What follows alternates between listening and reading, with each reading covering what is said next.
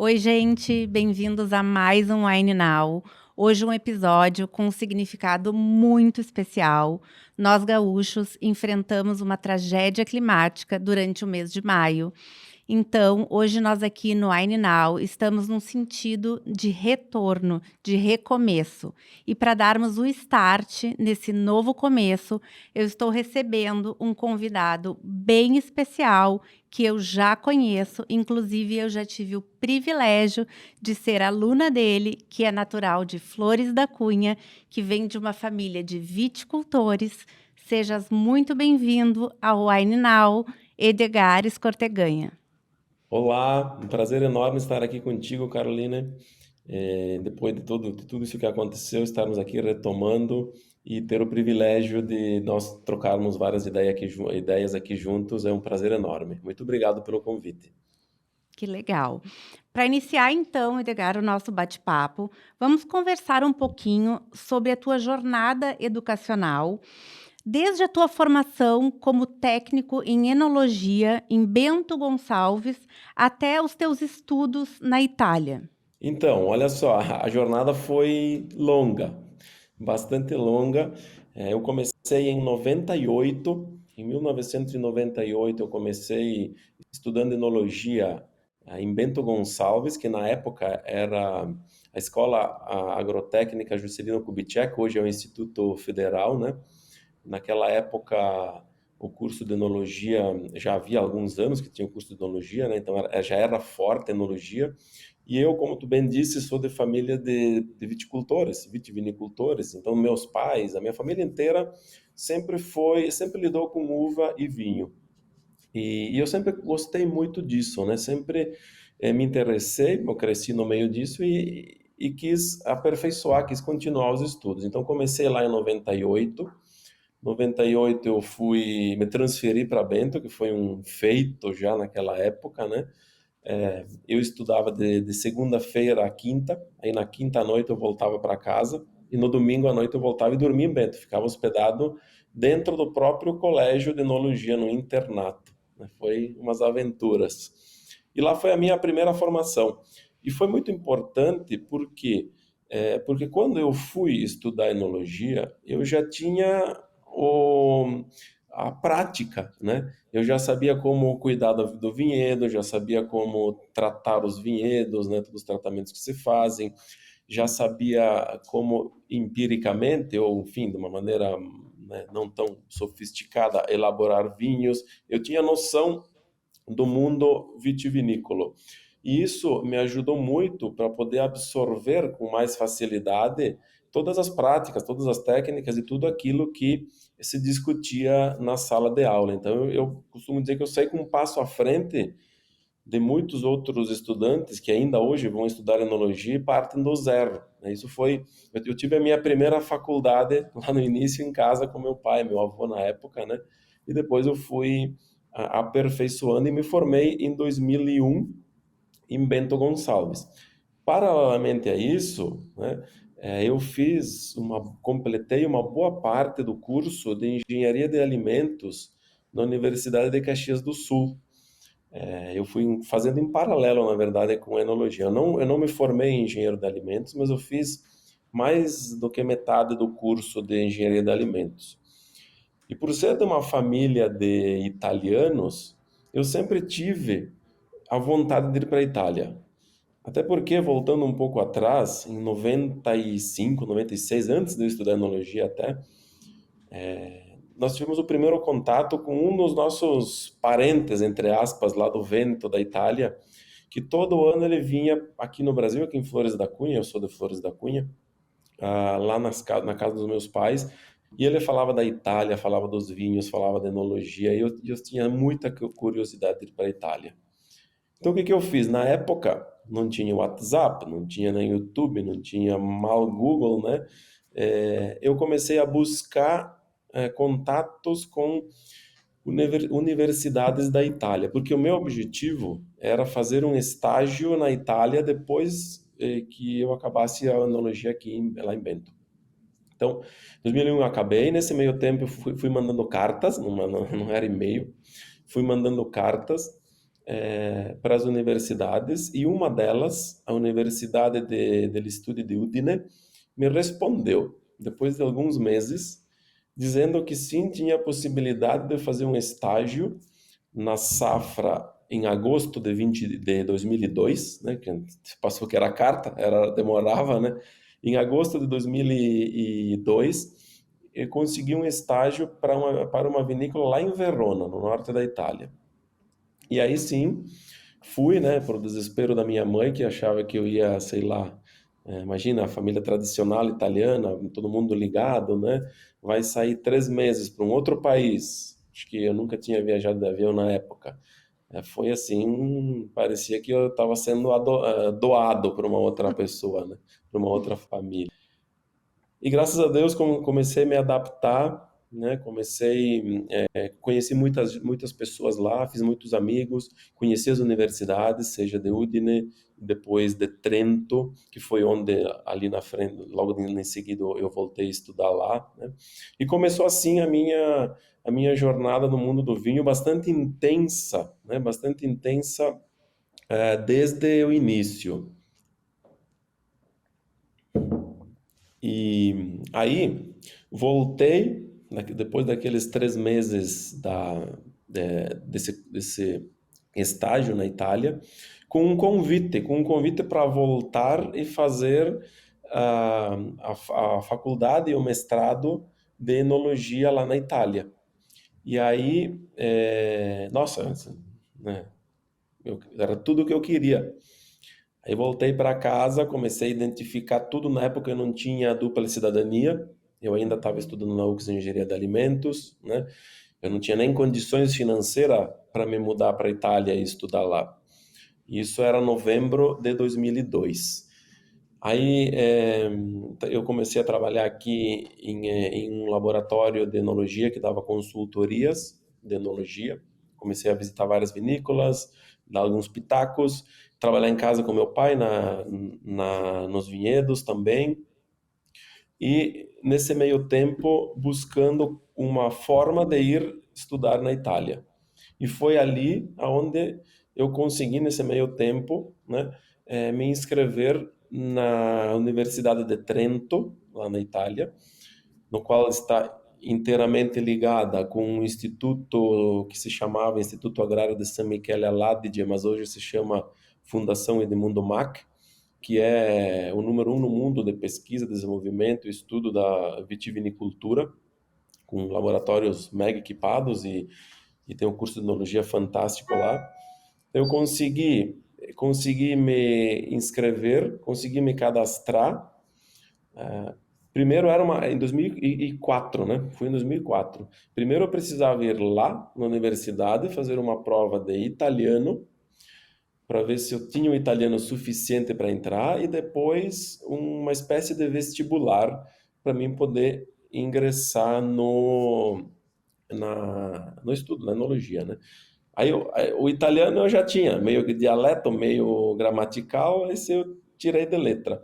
E depois a prova sucessiva também eu passei, e aí consegui me inscrever em setembro de 2004, lá na universidade, e aí começou, foram 5 anos que eu fiquei na Itália, 5 anos, 3 em Trento, e depois 2 para pós, para o mestrado lá em Udine, que daí era em parceria com a Universidade de Udine, coincidentemente aquela que me recebeu para o estágio, né? E assim foi até praticamente início de 2009, né, Caroline? Sim, e assim iniciou essa grande jornada de sucesso nessa construção que vem até hoje. Foram 8 anos praticamente de estudo na universidade, né? Estudando enologia, buscando, pesquisando e depois, claro, até hoje a gente não para de estudar, né? Exatamente, uma jornada incrível. Agora, ainda aproveitando esse gancho da tua experiência fora do país, nos conta um pouquinho como foi a experiência de colaborar, desculpa, com importantes vinícolas na Itália e como isso influenciou a tua carreira.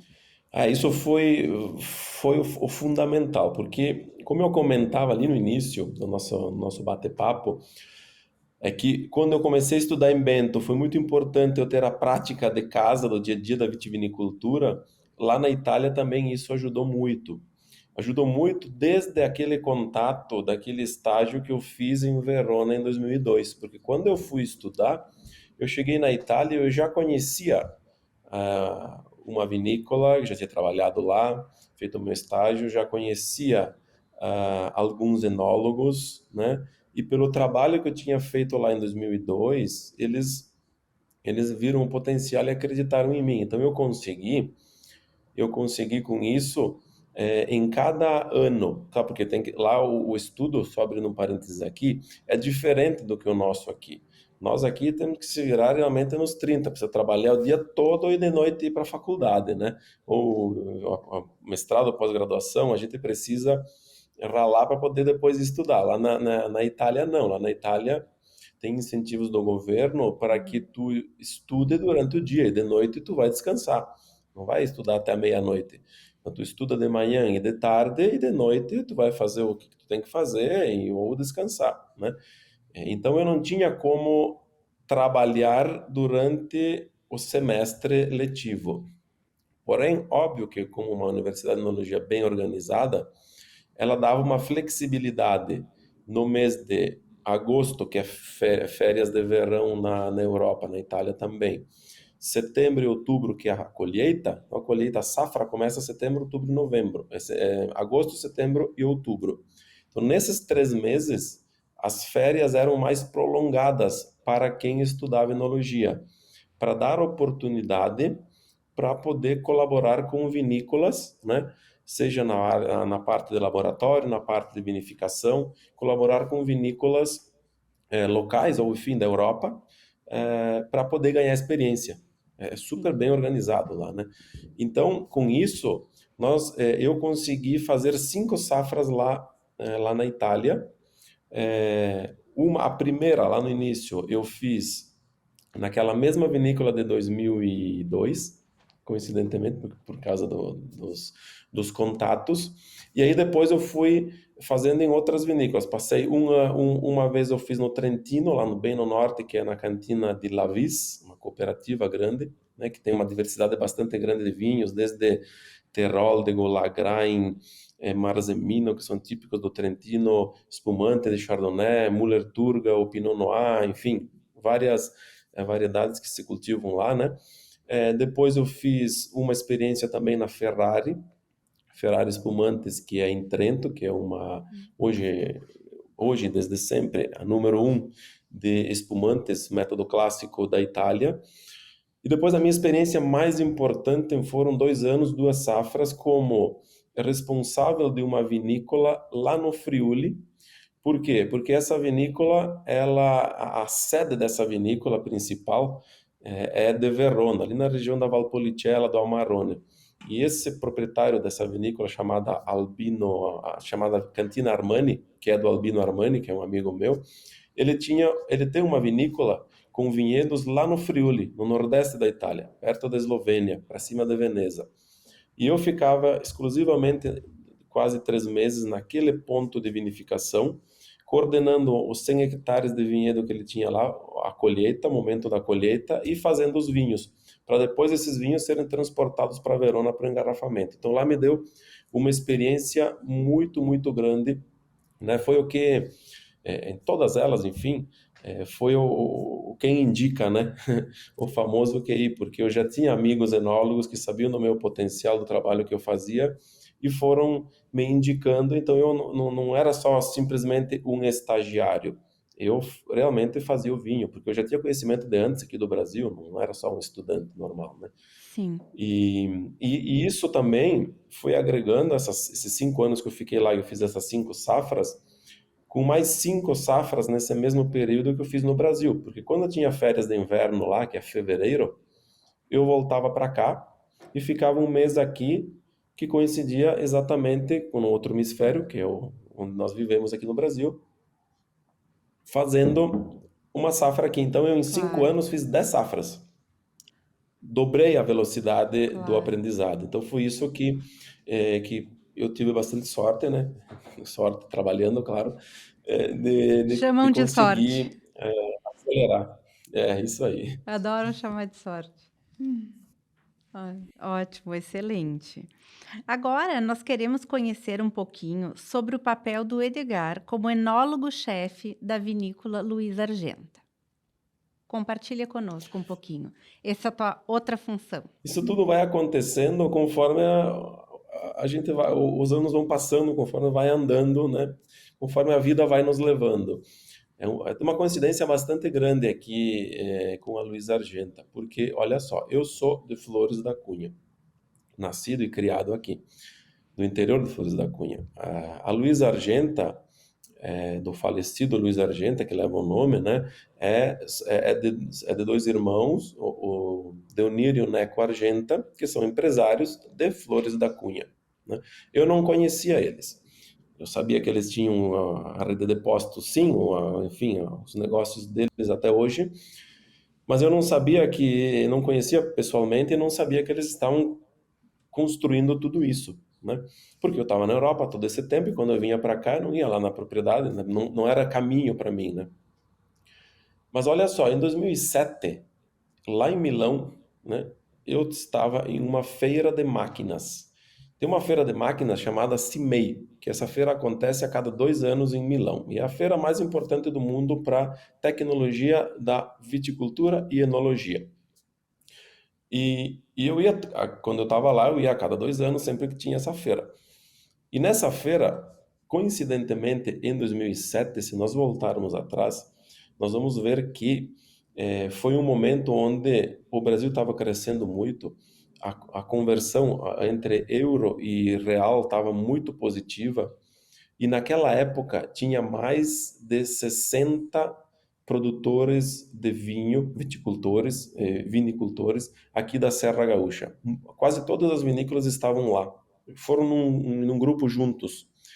Fazendo o quê? Buscando tecnologia. Porque se nós também pensarmos lá atrás, foi nesses anos aí que deu a virada de chave na qualidade do vinho brasileiro.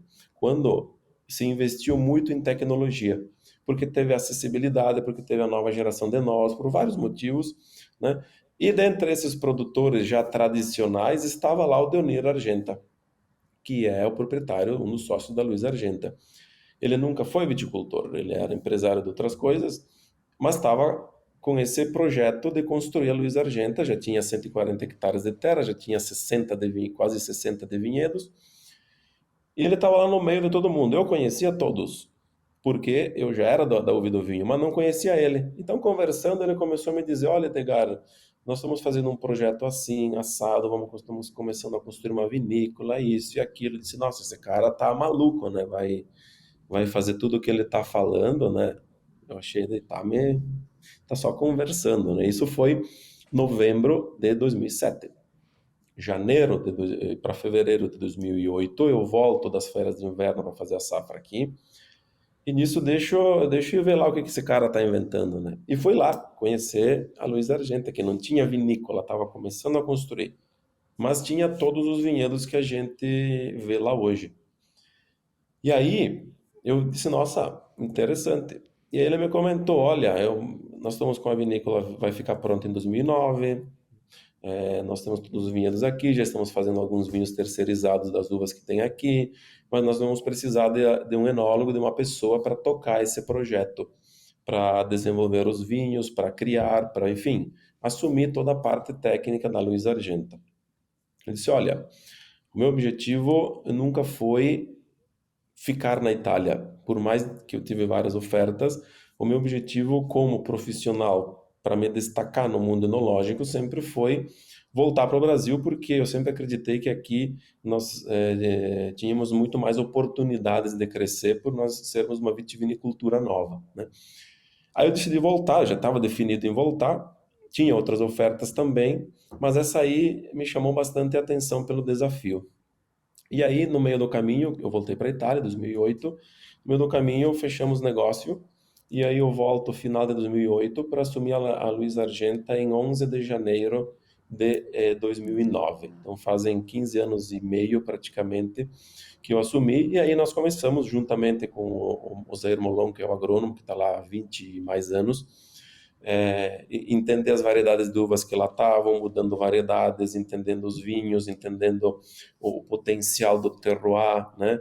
Logo na sequência entrou a Daiane como marketing, né, da vinícola, que é a filha do Deonir, que hoje é a diretora, e com isso, né, nessa parte dela de design, de marketing, começou a introduzir as garrafas design, né, e juntos nós fomos desenvolvendo e construindo o que é a Luiz Argenta, que são os vinhos da Luiz Argenta até hoje, claro. Nunca eu fiz isso sozinho, sempre com o apoio de todos aí, da parte da agronomia, da parte da direção, né? E outros enólogos que também colaboram comigo, mas sempre buscando transformar o que o terroir, o que a uva nos dá em vinhos de alta qualidade.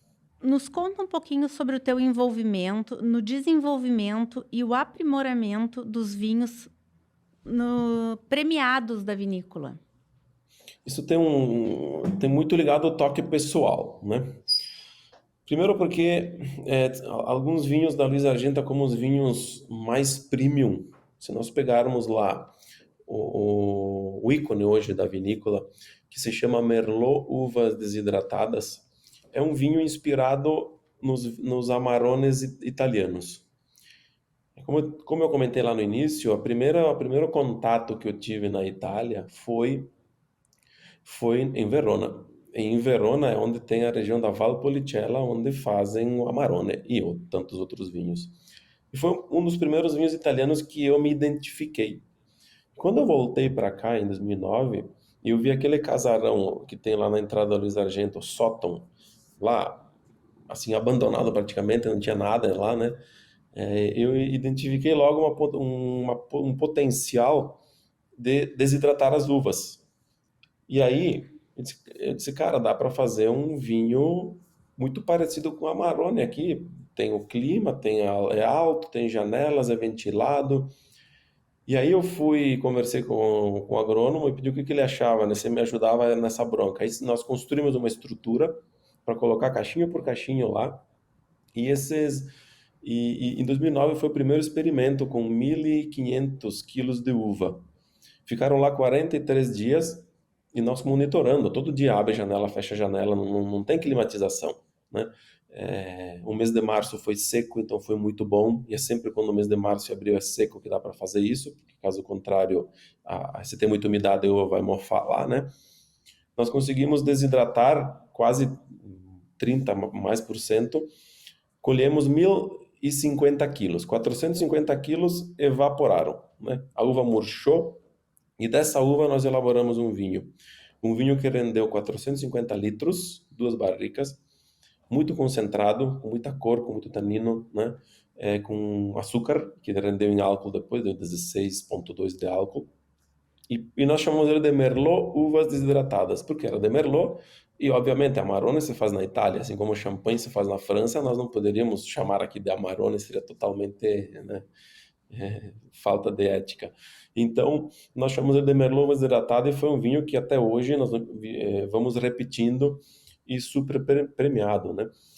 Dentre os brancos, nós temos alguns outros exemplares, que é um vinho que eu sempre gostei muito. Eu sou muito fã de vinhos brancos, assim, pessoalmente. Enquanto eu tô à paisana, né?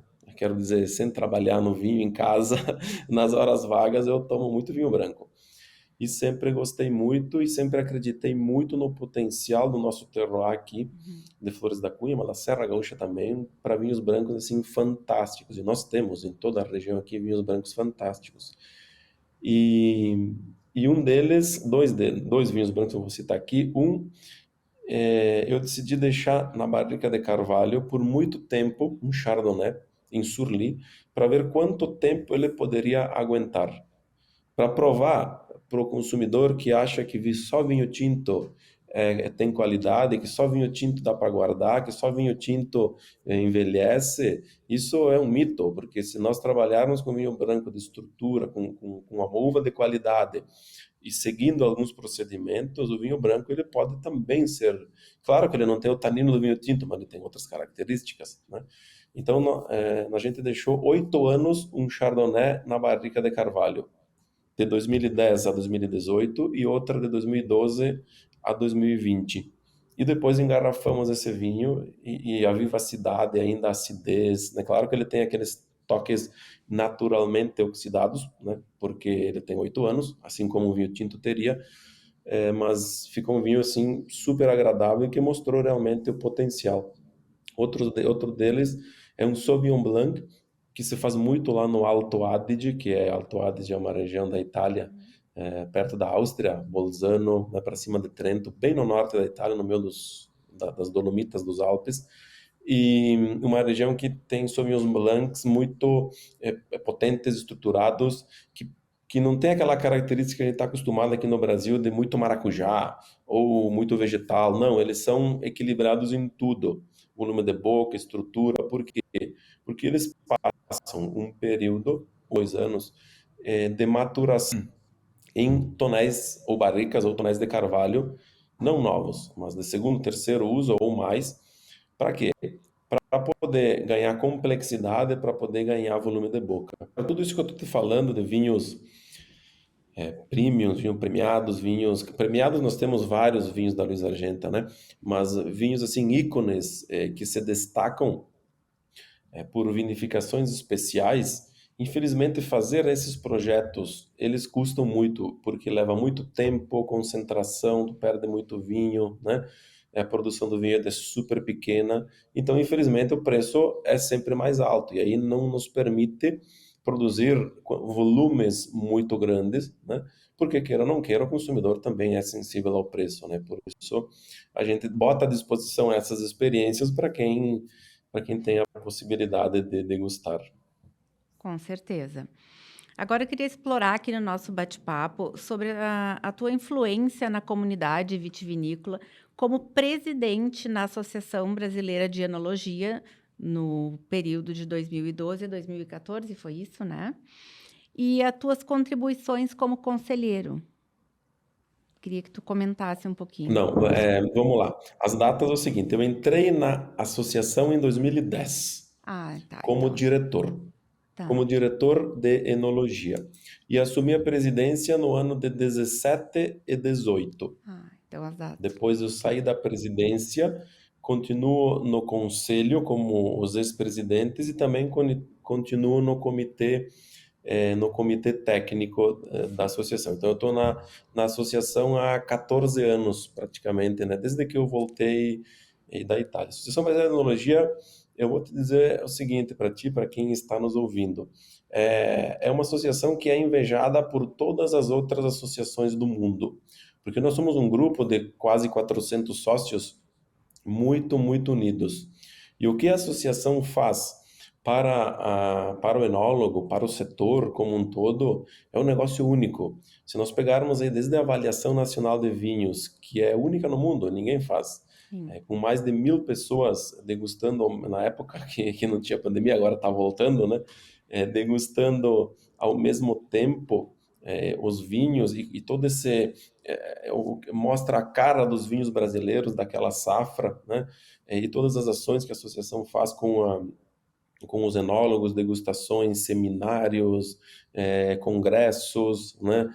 A organização para os envios das amostras. Pensa só que todas as amostras, mais de 4, 5 mil amostras que o Brasil manda para o exterior, para os mais de 25 concursos internacionais que tem, tudo quem organiza é a Associação Brasileira de Enologia para poder fazer um envio único e possibilitar as vinícolas a terem essa possibilidade, enfim, essa visibilidade lá na ponta, né? Então, é um setor bastante, é uma associação bastante unida, né?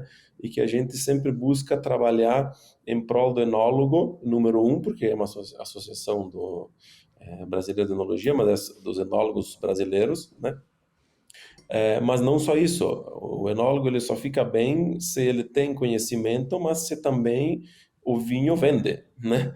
E se também Sim. o consumidor fica feliz com a qualidade do vinho. Então a gente busca fazer todo um agregado de formação do enólogo, no caso, atualização do enólogo, mas ajudar todo o setor para que todo mundo possa juntos mostrar a qualidade do vinho brasileiro e crescer ano após ano em qualidade. Então, aquela minha experiência como diretor, é sempre fantástico, porque tem a troca de conhecimento, de contatos, enfim, muita troca entre os enólogos, mas como presidente é um desafio.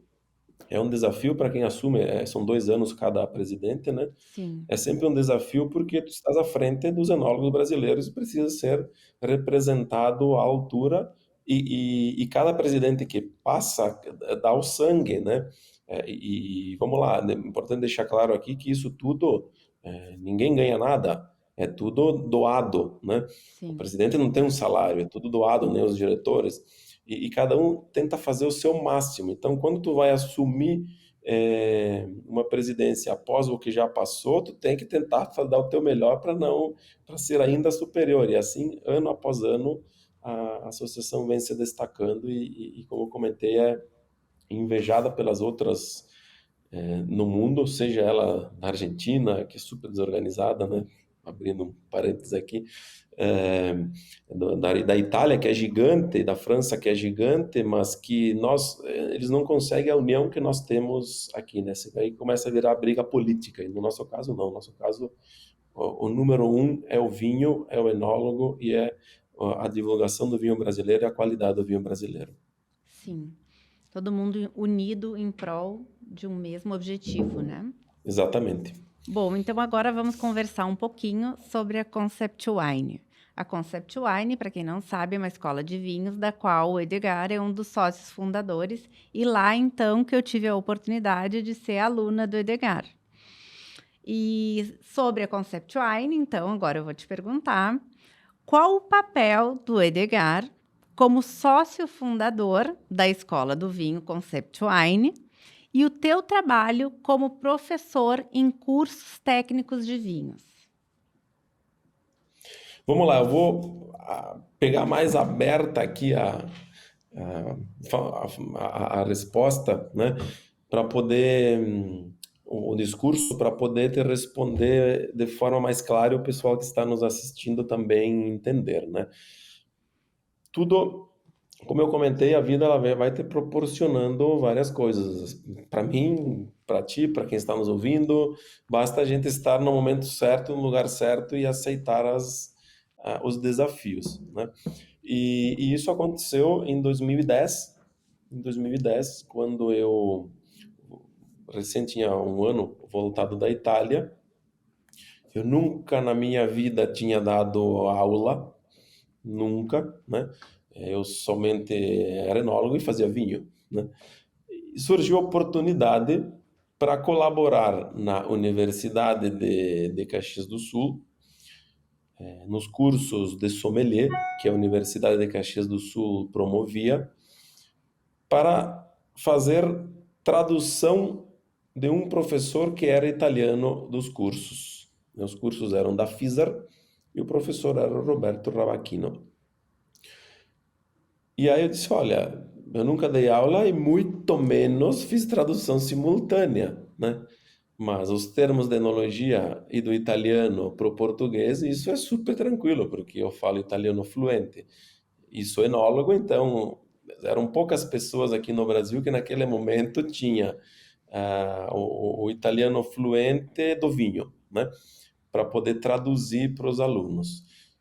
Vamos lá, né? Vamos encarar e vamos ver o que que vai acontecer. No máximo eu vou travar no meio e não vou conseguir passar isso, né? E nós começamos, eram 3, 4 semanas por ano, não era pouco, né? E eu comecei a ver que era interessante isso, né? E mais, as pessoas queriam saber de vinho. As pessoas, muitos dos alunos, nós tínhamos formado mais, depois de todo o percurso, mais de 2.500 alunos como UX, né? E as pessoas, os alunos, eles vinham para mim e me diziam, e queriam saber mais de vinho, porque o curso de sommelier, eh, o que menos ele fala é de enologia, né? Tu tem noções de vinificação, de vários tipos de vinho, mas foca no sommelier, que é o objetivo, né? Mas as pessoas eram mais curiosas, vinham perguntar para mim, Edgar, fala sobre isso, fala sobre aquilo. No fim, eu percebi que durante esses anos, 1/3 do curso de sommelier é eu que estava fazendo e falando de enologia, falando de vinho. Sim, espontaneamente, né? Porque para mim era muito fácil, e é ainda hoje, falar do que eu faço. Não estou inventando nada, né? E aí, foi indo. Em 2017, um dos meus alunos, que já vinha fazendo todos os cursos aí, que depois se transformou meu sócio na Concept Wine, que é o André Malman, veio para mim um dia e me disse: Edgar, eu gostaria de fazer que tu montasse um curso, porque nós temos um grupo. O nosso grupo que fez sommelier lá atrás, eles querem e nós queremos saber mais sobre a produção de vinho. Monta um curso. Eu disse: bah, não sei nem onde começar, o que fazer, né? Então faz o seguinte, me manda uma lista do que vocês querem saber. Porque daí pelo menos eu tenho um norte de montar. Beleza, isso era dezembro de 2017. Ali no final do ano, eu lembro, eu estava até na praia, dezembro de 2017, o André me manda um e-mail com os temas que eles queriam o curso. Eram 3 folhas de coisas. Eu falei: pô, André, isso aqui, né, é, eu vou precisar um ano, é um curso de enologia que vocês querem fazer, não é um curso, né? Aí nós começamos, eu vou dividir, vou fazer aqui. Curso um, viticultura, branco e tinto. E vamos fazer um curso. Beleza, um dia eu falo de viticultura, um dia de branco, um dia de tinto. Vamos fazer um modelo. Se vocês gostarem, a gente replica isso aí depois para um segundo, não sei, né? Aí você vai, vamos fazer onde o curso, né? Ah, quanto tu vai cobrar para o curso? Eu falei: ó, não sei, né? Vamos fazer o seguinte, vamos cobrar um valor X, vamos fazer na Luiz Argenta, que tinha o restaurante Clocker, estava recém-aberto e estava ainda pouco movimento, e uma sala reservada. Vamos fazer na Luiz Argenta, que eu estou em casa, eu tenho os vinhos à disposição ali, tudo, né? Didático e tudo, e vamos fazer lá. E vamos fazer um teste. Abril de 2018, fizemos o primeiro curso. 30 pessoas. 30 pessoas, né? Eu preparei os slides do jeito que, né, um numa cor, outro de outra, né? Um pouco tudo embaralhado. E vamos lá. Mas eu tinha na cabeça o que falar, porque, de novo, era só falar o que eu fazia, né? Organizado, claro. E aí fizemos o primeiro curso. Nossa, foi um sucesso e as pessoas queriam mais. As pessoas queriam mais. Aí começamos a desenvolver. Bom, já fizemos branco, tinto e viticultura. Agora vamos fazer espumante, defeito dos vinhos, que as pessoas queriam saber os defeitos dos vinhos e mais outras coisas, né? Rosé, beleza. Depois aromas, isso, enfim. Hoje nós temos 9 módulos, né? De 24 horas cada um. Quer dizer, 9 módulos de 24 horas cada um, são mais quase 300 horas 200 e lá se vai horas de curso, e super técnico, e que já passaram por nós, resumindo aqui, mais de 1.000 alunos nesses 6 anos que completou agora de Conceptuai, né? Cursos online também, de defeitos de outros assuntos, de terroir brasileiro, enfim, iniciantes que não estão nesse módulo, que as pessoas queriam começar já entendendo o vinho mais na prática da produção. E eu sempre me identifiquei nisso, dando as aulas, né? Para mim é muito prático, e eu até falo para o André, porque ele é um cara muito organizado, muito metódico, que ele, junto com nossos outros colaboradores, organizam toda a parte da secretariado, de inscrição dos alunos, enfim, tudo isso aí, Sim. e deixa o curso redondo, pronto. Hoje, claro, o curso não é mais na Luiz Argenta, é em parceria com a Universidade de Caxias do Sul, dentro da sala de degustação lá da UX, da Escola de Gastronomia de Flores, né? A gente foi profissionalizando tudo isso, e para mim é fácil porque eu chego para dar aula, eu tenho todo o material pronto, chego lá e dou a aula, claro. Tem tudo para trás, separa vinho, porque é muito didático, a gente não pega só vinho do mercado e agora vamos degustar. Não. Os vinhos que são degustados nas aulas, eles têm um objetivo, né? Que é didaticamente mostrar o que a gente está falando. E assim nasceu a Concept Wine. E mais, se tu me permite, né, comentar outras 2 coisas que são novidades para esse ano. Claro, Agora com nós o maior temos prazer. um, que já fazia tempo que nós estávamos arquitetando isso, as duas coisas. Um é um congresso que vai falar sobre as mudanças climáticas na vitivinicultura, e esse congresso vai acontecer dias 29, 30 e 31 de agosto, em Bento, na divisa entre Bento e Garibaldi, na verdade é Garibaldi a cidade, onde tem aquele novo hotel, é o Boulevard Convention, né? Então tem hotel e sala de convenção, tudo no mesmo local. Serão 3 dias onde virão profissionais de 8 países, incluso o Brasil, claro, né? Nomes super importantes do mundo da enologia, com apoio da OIV, inclusive, né? Com apoio da Associação Brasileira de Enologia. Para você ter uma ideia, vai ter o Jaume Gramona, que é o proprietário da Cavas Gramona, é professor de enologia da Universidade da Catalunha de Barcelona, vai estar aqui palestrando. Vai ter o Thomas, que é um pesquisador lá de onde eu estudei, no Trentino, no Instituto de Mundo Mut. Vai ter um pesquisador de rolhas de Portugal, né? Depois vai ter a ex-presidente da OIV da Argentina, Cláudia Chini. Vai ter o professor de enologia e enólogo da Bolsa, o Eduardo Boido. Vai ter mais 2 pessoas do Chile também, um de leveduras e outro de viticultura.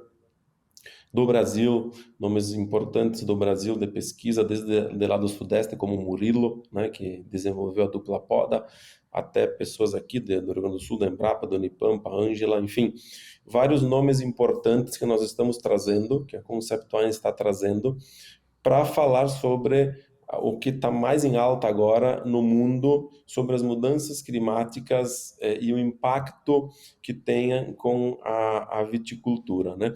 Isso sem falar das enchentes que aconteceu, de todo esse problema, que isso foi tudo antes decidido, né?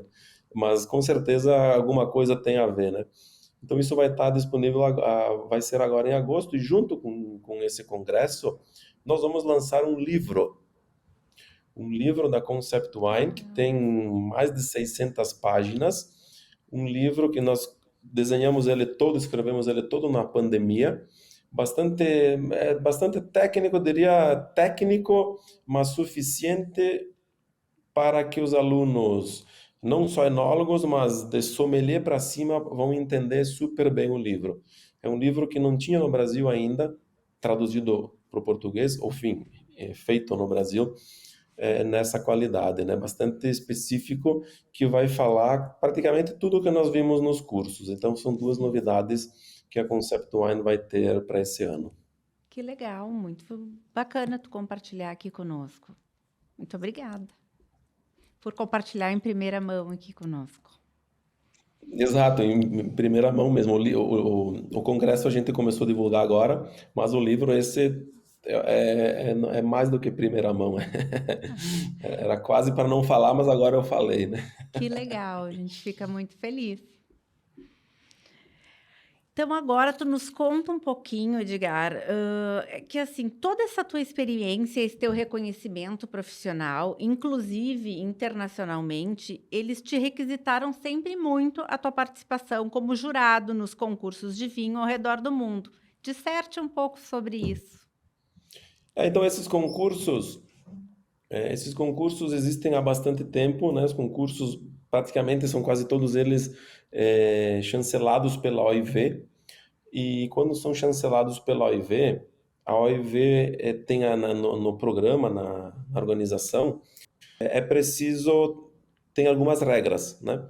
E nessas regras diz que numa mesa de degustação de 5 pessoas, que tem que ser um número ímpar, é preciso ter 70% de pessoas estrangeiras, no caso, três estrangeiros e 3 enólogos. Então, não é a soma de todos, né? Mas vamos lá. Você tem 5 pessoas, é preciso ter 3 enólogos e 2 não precisa ser enólogo. Pode ser sommelier, pode ser jornalista, pode ser influencer do vinho e tudo mais.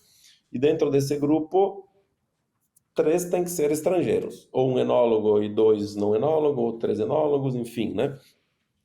Então, dentro do mundo da enologia, tem esse círculo de pessoas, né, que se especializaram mais e que são convidadas para participar desses concursos internacionais como jurado. Eu estive agora recentemente nesse ano em Madrid, em um dos concursos que é o Bacus, concurso bem importante lá, com mais de 4.000 amostras de vinho, né? E é sempre muito interessante isso para o enólogo, né? Porque tu, além de fazer contatos com pessoas do mundo todo, passa 4, 5 dias juntos, também tu identifica e auxilia muito na degustação dos vinhos. A gente degusta os vinhos sem saber, obviamente, de quem é, de que país é, de região, não sabe nada, só sabe o álcool, se tem açúcar ou não tem, né? E a safra. Mas no final de cada bateria, de cada dia de degustação, que são aí mais ou menos 50 vinhos por dia, a gente recebe uma folha com o país de onde, ou a região de onde vem esse vinho. Então isso é muito importante porque faz tu começar a entender algumas características de vinhos e de onde eles são, né? Aí tu começa aos poucos identificar a característica do terroir, não de uma variedade. Identificar uma variedade, a não ser que ela seja aromática, né? Um Sauvignon Blanc, um moscato da família dos moscato, etc.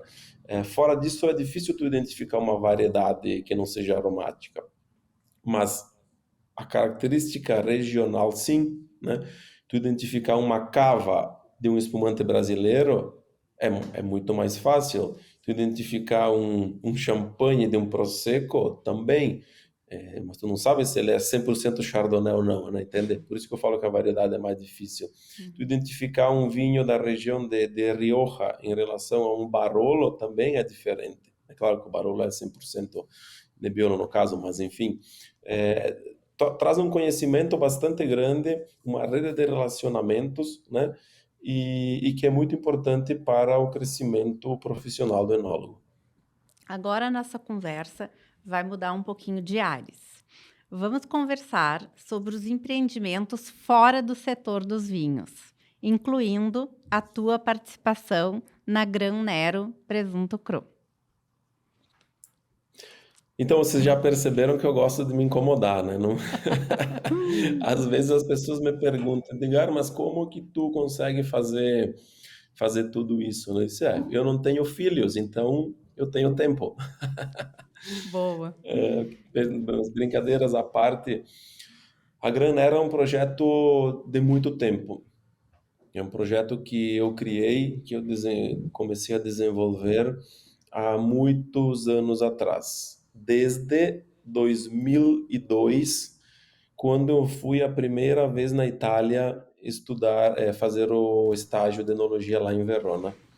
Quando eu cheguei lá, no segundo dia que eu estava lá, o enólogo da vinícola, que hoje é meu compadre de casamento, o Manuel, lá daquela vinícola italiano, me levou a conhecer a cidade de Verona. E quando eu entrei em Verona, na parte principal, tem a Arena de Verona, tem uma praça grande aí, e à esquerda tem várias ruazinhas, e numa dessas ruazinhas tem uma ruazinha estreitinha, ainda tem uma enoteca. Era uma enoteca meio que tu podia ir lá comer coisa, queijo, frios e tudo, né? E lá, quando eu entrei, tinha no teto um monte de múmia, que parecia uma múmia pendurada, e era prosciutto crudo. Um monte de pata de porco desidratada. E eu nunca tinha visto. Imagina, eu sou de Flores da Cunha, eu morava em São Paulo, né? De 22 anos atrás. E fiquei encantado com aquilo, dizendo, o que é isso, né? É prosciutto crudo, né? Vamos provar. E eu já gostava de vinho e de queijo, imagina se não foi o casamento, né? E aí eu achei aquilo interessante, disse, nossa, mas como é que é feito, né? Eu nem sabia que Parma tinha o prosciutto de Parma, né? Mas fiquei sabendo logo. E aí me encantou. E quando eu voltei para cá 3 meses depois, eu disse, ué, como é que não tem isso aqui no Brasil, né? Por que não dá para produzir aqui? Aí eu fiz um experimento em casa, no freezer da minha mãe. Peguei 2 pernil de um frigorífico aqui perto, do jeito que eu achei que podia ser, né? Pesquisando com o que tinha na internet na época, porque em 2002, quando eu fui para a Itália, foi ali que eu fiz o meu primeiro e-mail, né? Eu tinha meu primeiro computador. E então eu comecei a pesquisar e fiz um primeiro presunto de 2002 para final de 2003 que ficou pronto. Uma coisa assim que ficou toda preta, cheia de mofo, né? Que fui cortado um ano depois, estava vermelho dentro, mas estava puro sal, deu tudo errado. O freezer da minha mãe enferrujou todo, ela queria me matar, foi um desastre. Mas e aí eu voltei para a Itália na sequência, em 2004 para estudar e fiquei de olho nisso. Comecei a provar prosciutto de Parma, San Daniele, aí fiquei sabendo que tinha na Espanha Ramon, Ibérico, Bellota, Serrano e tudo isso, né?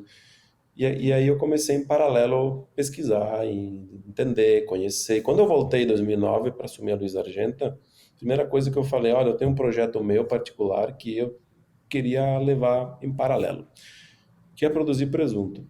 Aí o pessoal da Luiz Argenta falou, não, pode tocar, né? E aí, até 2009, eu já tinha entendido que produzir presunto é como vinho, precisa matéria-prima de qualidade. Não é só tecnologia e técnica.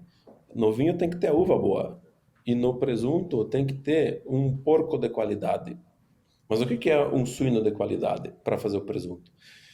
É um suíno que tem mais gordura, que tem mais marmoreio de gordura na carne. E o brasileiro, infelizmente, tem um preconceito, se criou um preconceito da gordura do suíno, e falando que faz mal. Por quê? Porque senão todo mundo vai comer suíno e não come o boi. E o porco custa 3 vezes menos do que o boi. Então tem um lobby muito grande da carne para tu comprar mais cara e não a mais barata. E se criou isso, tanto que no mundo não é assim, né? Aí eu fui lá na Embrapa Concórdia, Embrapa Suínos, lá em Concórdia, e cortando um pouco a história, porque é longa. O pessoal aceitou uma proposta que eu fiz para eles para desenvolver uma raça de suíno para fazer presunto. E nós juntos desenvolvemos essa raça de 2010 a 2013, cruzando suínos Landrace, Large White e Moura. Moura é o porco preto que se criava no sul do Brasil, aqui ainda tem, com bastante gordura, descendente do Ibérico, de Portugal. E nós criamos uma raça mais gorda. Mais gorda quer dizer, né, que não quer dizer que o porco é grande que nem um caminhão. O peso dele é 150, 160 quilos, mas ele tem mais gordura, né? E aí, foram mais até 2013. De 2013 a 2017, nós ficamos criando e fazendo presunto. Eu comprei uma sala de cura experimental e fomos com parceria de quem criava, de quem fazia o abate, só com as coxas, com o pernil, fomos fazendo presunto. Por quê? Porque a comida era fundamental para a qualidade dessa carne. Então não era só a genética. Então nós começamos a dar bagaço de uva, pinhão, um monte de coisa, testando, né? Só que uma coisa tinha, outra não tinha, outra engordava, outra não engordava, pinhão não tem gordura, só tem fibra, enfim. Nós chegamos em 4 sementes: linhaça, gergelim, canola e semente de girassol, né? Essas sementes, a farinha dessas sementes são ricas em ômega 3, ômega 6, ácido oleico, linoleico, e faz com que a gordura seja mais saudável no sentido que quando a gente bota na boca o presunto, derrete mais facilmente a gordura, ao invés de ficar pastosa como uma manteiga, né? O calor da boca derrete essa gordura, deixa adocicado e fica saboroso. Então isso ficou pronto em 2017. E aí eu precisava outro desafio muito maior, que era construir. Nesse meio tempo, de 18, eu fui para Espanha, fiquei um tempo lá, estudando no Instituto de Pesquisa, como uma Embrapa aqui do Brasil, lá é o IRTA, estudando como se fazia o presunto, né? E me formei lá. Eu já tinha a base da engenharia de alimentos daqui, então toda essa parte de alimentos eu sabia. Eu precisava era só entender o processo do presunto. Aí voltei, consegui parceiros para meus sócios, que são até hoje, para conseguir construir. Em 2019 começamos a construir a Graneiro. 2021 começamos a vender os primeiros presuntos, né? Sempre buscando tecnologia para poder fazer fatiado, embalagenzinha de 80 gramas. E hoje a gente está distribuindo já no Rio Grande do Sul, em vários lugares. O pessoal do Rio Grande do Sul vai encontrar facilmente no Zafari, que é como referência, né? Mas Santa Catarina, Paraná, São Paulo, né? Vários locais hoje a gente está presente. E o nosso objetivo é sempre produzir um produto nacional, né, com o nosso terroir. Nós não fizemos um tipo Parma, nem um tipo Ibérico, nem um tipo Serrano. Graneiro é o presunto brasileiro, com a nossa raça, com o nosso terroir, vamos dizer assim, né?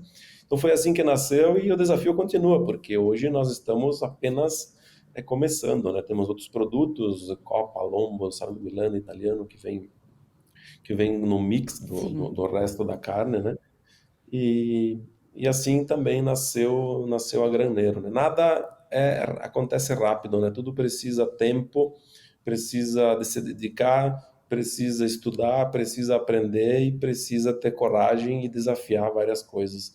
E, né, sempre sabendo que pode dar certo como pode dar errado também, né?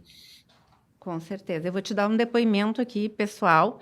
Na minha casa, tu tens um cliente muito assíduo, que é o meu filho Tomás. Ele é apaixonado pelo teu presunto. Ele consome toda semana, ele pede, mãe, traz o presunto, traz o presunto. E eu levo, né? Qual é a mãe que não faz a vontade de um filho? Que bom saber, né? Desde pequenininho, já bem treinado, né?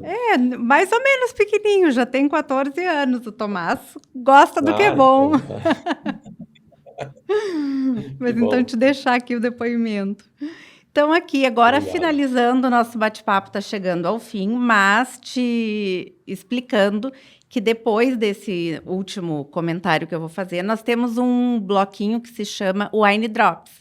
O Wine Drops é um bate-bola que a gente faz de perguntas rápidas para que o público, os ouvintes e eu também, que a gente possa conhecer um pouquinho mais o nosso convidado. Mas então é um bate-bolinha rápido assim de perguntas e respostas.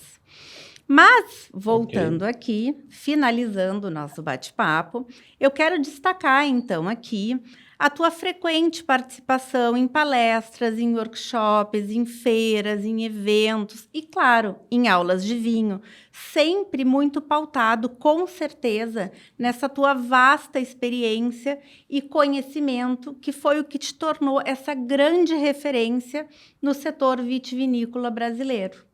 E também foi isso tudo que abriu as portas, né? Obviamente, dando a visibilidade do nosso vinho, não só no Brasil, mas do Brasil para o mundo. Então, queria que tu fizesse esse fechamento conosco e depois a gente partisse, então, para o nosso Wine Drops.